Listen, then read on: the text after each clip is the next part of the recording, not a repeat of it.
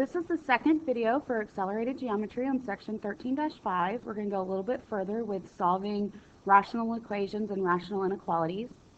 So for our first example for today, it's a word problem. It says Natalie can finish a 500-piece puzzle in about 8 hours.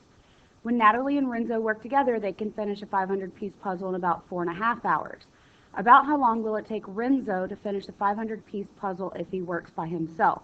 So first, I'm going to write down what we know. And we know that it takes Natalie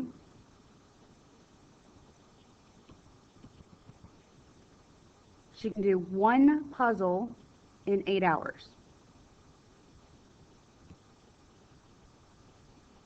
In Renzo's time, he can do it, and we don't know how long it takes him. So I'm going to let H be the variable, since we want to know how many hours it's going to take.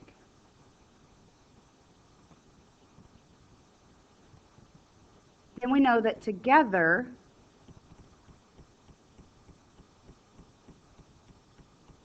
they can do it in 4.5 hours. So we write in an equation here. We know that based on this, we can take Natalie's time, which is 1/8, plus Renzo's time, which is 1/h, has to equal the 1/4.5. So what we did yesterday was find our common denominator here, and in this case, if we do our least common denominator, we would have 8 times h times 4.5, which would give me 36h. So I'm going to take this whole equation and multiply everything by 36h. So 36h divided by 8 is going to leave me with 4.5h plus 36h over the 1/h. The h's are going to cancel, so I'm going to have 36 equals 1/4.5 times 36h. That's going to give me 8h. And then from here, it's just solving your basic equations. The opposite of addition would be subtraction. So subtract 4.5h from both sides, and that leaves me with 36 equals 3.5h. Opposite of multiplying is dividing, so divide both sides by 3.5, and you find out that 10.29 is h. Now before you say this is your answer, you need to go back and make sure that that's what the question is wanting. So what we did is we let h be how long it takes Renzo. And indeed, the question does say how long will it take Renzo. So then I know this is my final answer.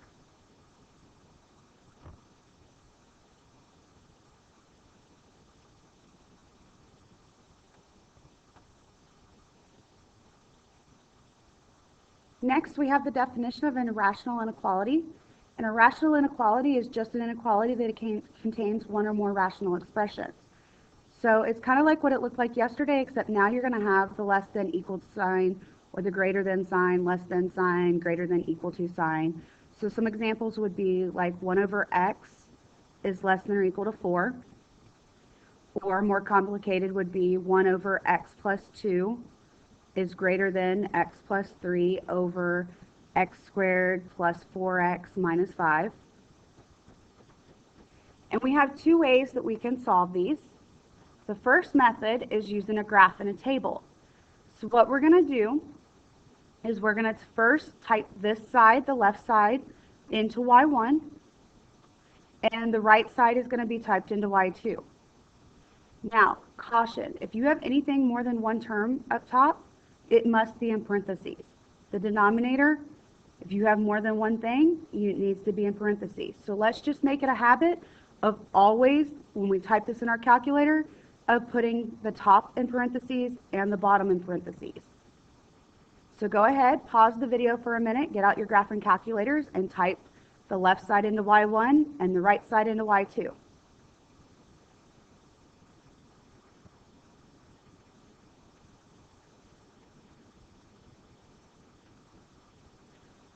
So just to verify, this is what your y1 and y2 should look like if you're typing it incorrectly.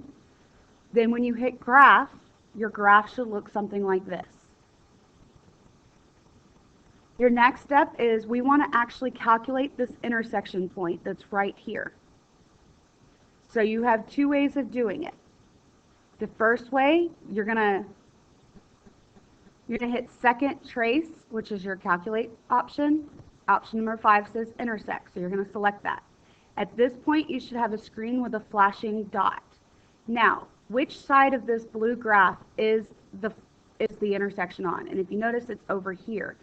So you first, before you do anything with hitting enter or any of that, you first want to make sure that your cursor is somewhere on this piece of the blue graph. If it's not, it's going to tell you there is no intersection, because as you can see over here, this never intersects this red line. So what I mean by that is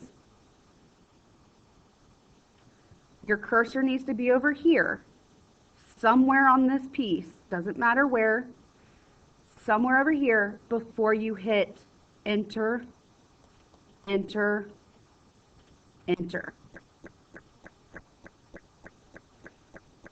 And once you do that,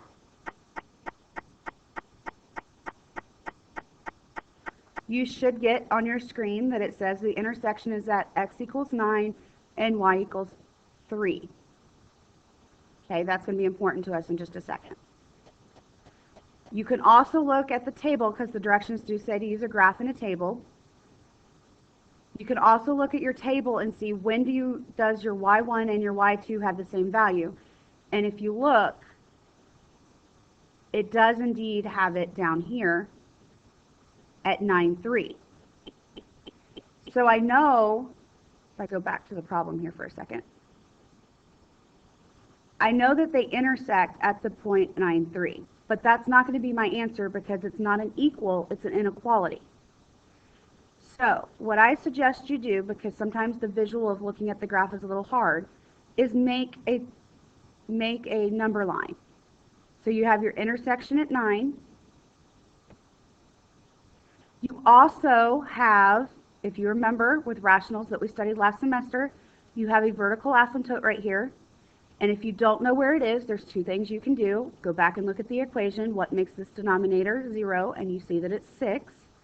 You can also see it in the table. There's an error on y1 at 6. So those are the two numbers that we're going to put on my number line. And then we're going to test points and see what's true and what's false. So if I test a point less than 6, easy number to test, 0. And you can use your table since you've already got it typed in. So if I look at the value of y1 at 0, is 0 less than or equal to 3? That is true. So I'm going to put a check mark here.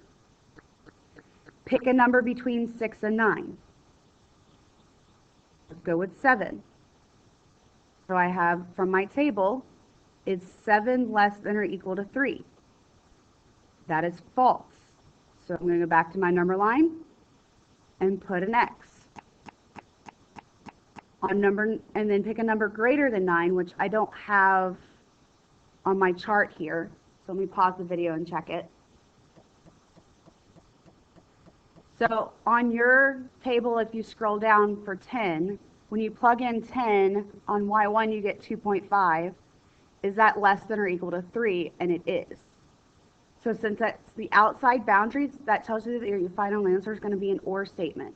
Everything to the left would be the less than, and everything to the right is greater than.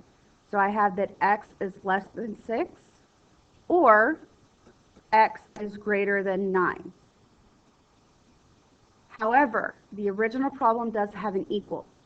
As you remember, you can never equal that asymptote. So it means the only one that has an equal sign is the 9.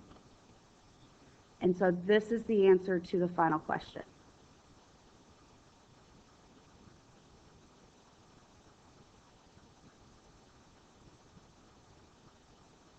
Okay, pause the video and try number 3 for yourself.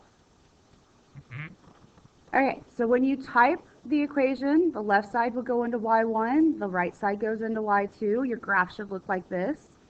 Either calculate the intersection using the calculate option, or look at your table. And if you look at your table, it intersects at 4, 4. So that gives me that first point on my number line. The other point comes from the asymptote, which is at 3. So if I test a point less than 3, 0, We get that is 0 greater than or equal to 4? No. Now for the middle, there is no whole number between 3 and 4, so you're going to have to plug this one in by hand. This is why I don't have this already on here. So a number between 3 and 4, 3.5.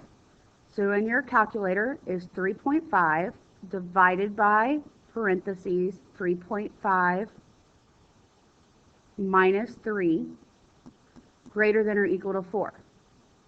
So 3.5 divided by 0.5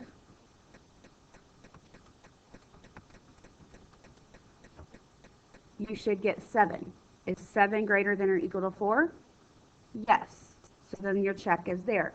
If you end up with a check in the middle, then it's an and statement, which means your answer is always going to be your left number less than x less than your right number, and then go back and check which one can it equal. It cannot equal the asymptote. So this was the asymptote, this is the intersection. So the equal sign is going to go there. And this is your answer.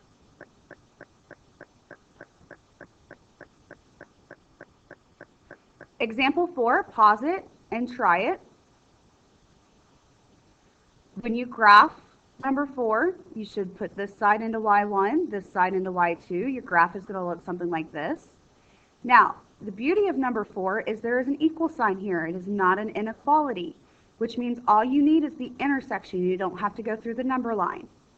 So on here, either calculate this intersection over here, or look at your table, and if you notice, at -5, we get the same output, which is -2. So my final answer is just x equals -5. Those are usually the favorites.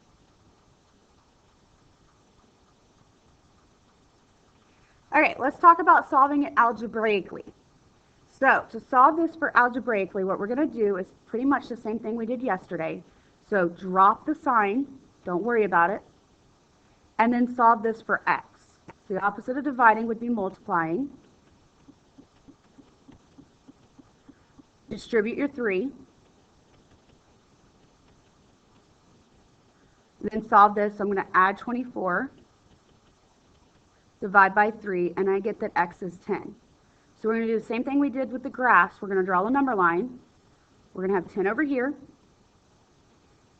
Your domain restriction, where would that asymptote be? If you take that and set that equal to 0, you find out that x is 8, so that's going to be your other number. And then pick a point to the left of 8, so if I plug in 7, 6 over 7 minus 8 would equal 6 over -1, which is -6. Is -6 less than or equal to 3? Yes. Pick a number between 8 and 10. Let's do 9. 6 over 9 minus 8 would be 6 over 1, which is +6. Is 6 less than or equal to 3? No. A number greater than 10? Let's do 11. So 6 over 11 minus 8 would be 6 over 3, which is 2. Is 2 less than or equal to 3? Yes. So it's an or statement since we're out here. Remember, the left side is the less than, the right side is the greater than. So I have that x is less than 8, or x is greater than 10.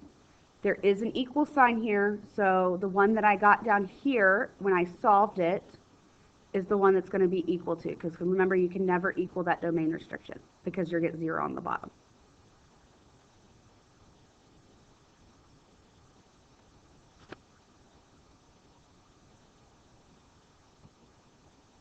So pause the video and try number 6 for yourself. Okay, so for example 6, your final answer should come out to be that x is less than or equal to 1/2, or x is greater than 2. So I started off with changing the inequality to an equal and solving it like we did yesterday, so you should end up with x equals 1/2. I also found the domain restriction that is 2, so if I put them in order, 1/2 is smaller than 2, that's why 1/2 came before 2 this time. Picked a number less than 1/2, which was 0. and I got -3. -3 is greater than or equal to -4, so I put a check. Then I picked a number between 1 and 1/2 and 2, which is 1, and I got out -6. -6 is not greater than or equal to -4. And then I picked a number greater than 2. I picked 3. So I plugged that in and got 6. 6 is greater than or equal to -4. So then because it's on the outsides, I know it's an or statement. This side would be the less than. This one would give me the greater than. And then when I wrote them out, how did I know which one had the equals? Well, which one was not the domain restriction, which was the 1/2, the one that I solved for down here.